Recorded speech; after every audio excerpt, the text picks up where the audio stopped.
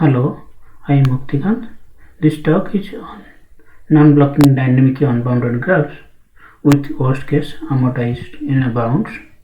This is joint work with Baki Chatterjee from Tripura IIT Delhi, Satyapari from IIT Hyderabad, and myself. This is the outliner of my presentation. At first, I will give the motivation behind the work and the edit operations we implemented, the graph data structure we designed, the framework we propose. At the end, I will give the experimental results followed by a conclusion and future work. As you can see, this is social networking graphs. Each users are connected with other users by some relationship. So this is called relationship edge.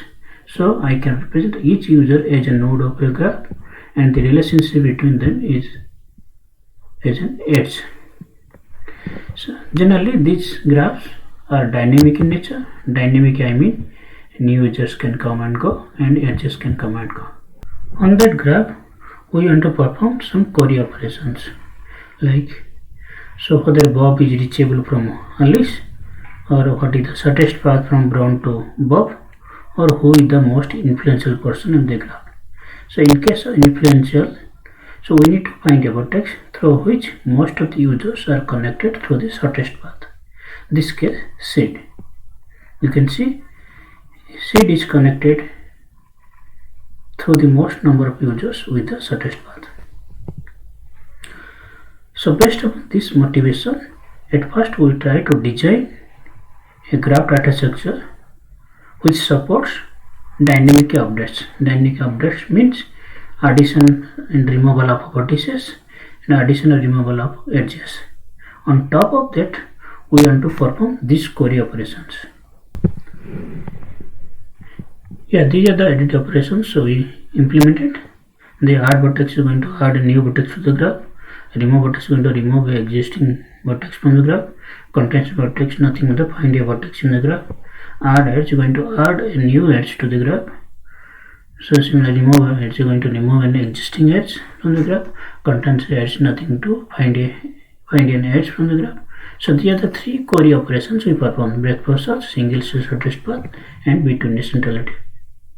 We represent the graph as a composition of log-free hash table and log-free binary search trees. The vertex nodes are represented in a hash table that is log-free and a dynamic size. Each bucket of hash table is represented as a log-free list, so which contain the vertex nodes. You can see the vertex 1 and 5, they are mapped to the bucket 1, which is 1 and 5. And each edge node of a vertex is represented as a binary search tree, which is log tree. You can see vertex 5 edge nodes 1, 7, 4, they are represented in the binary search tree, and it's log tree. Also you can see there is a pointer from each edge node to its corresponding vertex. So how these shortcut pointers help us? So while performing any query operations, we need to explore all the edge nodes. So while exploring the edge nodes, we need to test whether that edge node is valid or not. So it should be valid means its corresponding vertex should be present in the data structure. So using this shortcut, I directly assess the vertex and test whether that vertex is valid or not. So as we are not doing any garbage collection and concurrent updates are going on, a vertex might have deleted by concurrent thread, but sitting idle in the memory. So using this shortcut, I can test quickly whether the vertex is valid or not. If this shortcut is not present, we need to find that vertex explicitly. So this shortcut uses as optimization. The graph framework we propose has three practical query operations: the breadth first search, single shortest path, between centrality. It has also the dynamic updates, that is add vertex, remove vertex, add edge, and remove edge.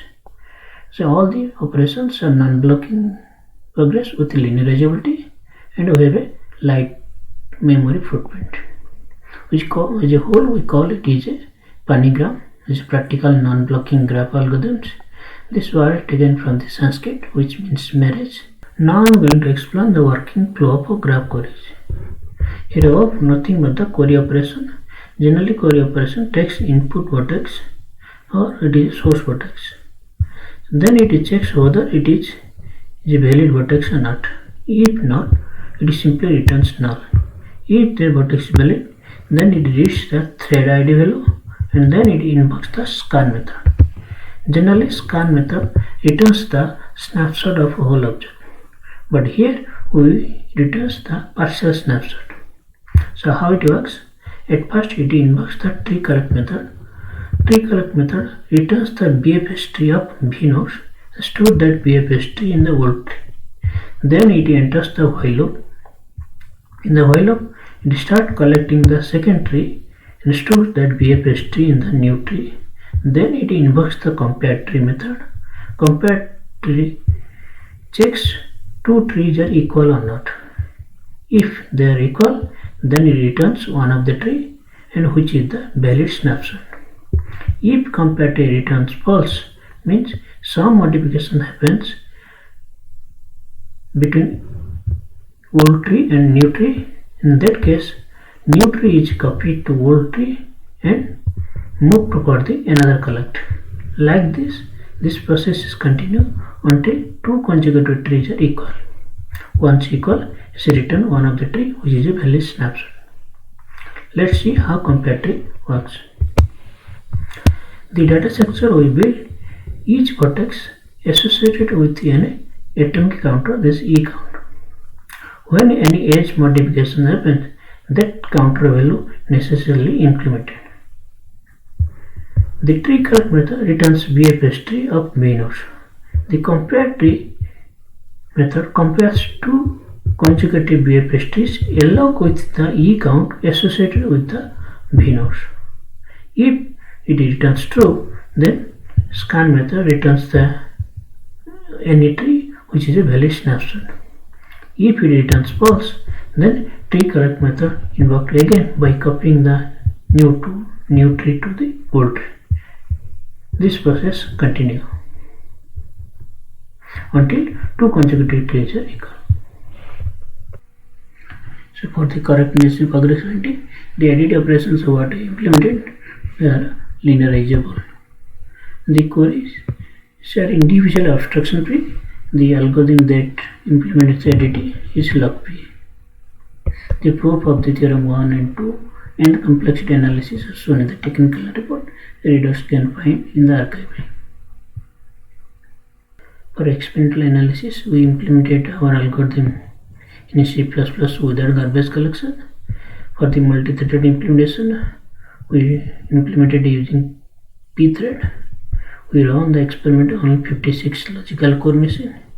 At first, we load the arbitrage graph, or some cases we have a real world graph. Then we perform some warm-up operation followed by 10k operations with these workload distributions.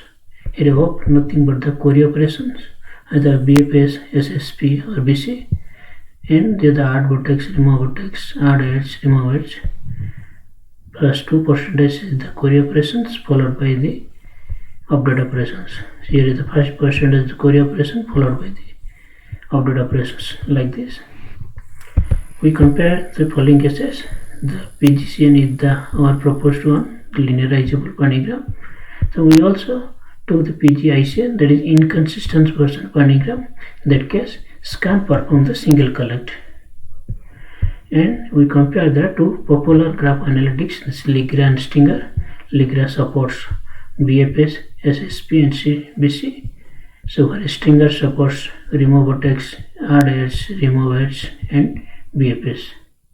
To do a fair comparison, we implemented the missing operations by Ligra and Stinger. In that case, we do by memory copy, means to implement the add vertex, we copy the old memory to a new memory, then release the old memory. That way we implement all missing operations. So here is the results. So BFS, at first we load the arbitrary graphs with 131k vertices and 2.4 million edges. Then we perform 10k operations. So you can see the PGC and PGISN always performs better than the Ligra and then Stinger. And we didn't see any scalability of the Ligra and Stinger with number of threads. This is because the memory copy in the they're copying from the old memory to new memory, so they're spending a lot of time over that. So due to that, it's not scaling.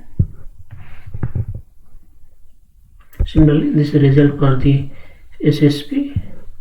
So you can see for the 5% and 2%, so PGC and PGISN they performs better than the Ligra. So whereas in the 10% the Ligra performs better. This is the result curve between centrality. At first we load the armature graph of size 16K vertices and 160K edges. Then we perform 10K operations. So in all the cases you can see PGCN is performed better than Ligra and PGC-ICN is performed better than the PGCN. In the conclusion, we implement a concurrent graph which is composition of log-free hash table and log-free BSTs along with 3 query operations BFS, SSP, MVC. We compare the results with Ligra and Stinger. We implemented in C++ with number of micro benchmarks. The non-blocking implementation performs better than the Ligra and Stinger. In some cases, if graph size increases, Ligra starts taking advantages of parallel implementation. So here is the future arc. We plan to extend several other algorithms like to computing the diameter of a graph, computing max floor of a graph, finding the rank of a graph, strongly connecting components, and many more. So for more information, you can find the technical report in the archive link, and the complete source code is available in this link. Thank you.